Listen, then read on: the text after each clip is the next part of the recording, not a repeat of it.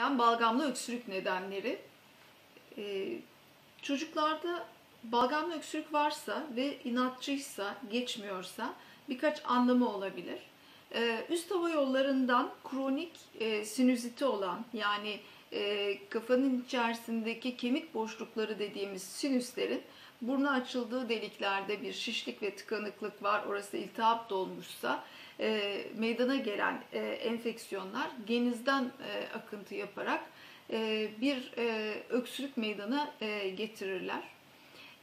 Bu balgamlı öksürük kronik sinüzit olup olmadığını araştırmayı gerektirir.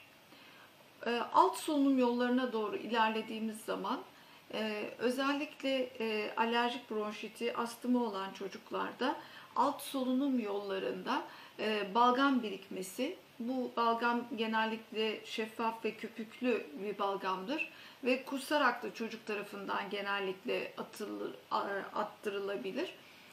Bu göğüste bir hırıltıyla da birlikte gidiyorsa daha çok alerjik öksürük ve balgam olduğu akla gelmelidir. Ama çocuğun balgamı çok durmaksızın var, yani aralıklarla değil, sürekli olarak devam ediyor. İyileştiği günler olmuyor. Nefes boruları normalden daha geniş ve çok fazla sarı yeşil renkli balgamla birlikte öksürüyor ise bu durumda bizim bronşiektazi dediğimiz kistik fibrozis, immün yetmezlikler, nefes borularındaki silya dediğimiz tüycüklerin eksik olmasıyla giden çeşitli kronik iltihabi akciğer hastalıkları akla gelmelidir.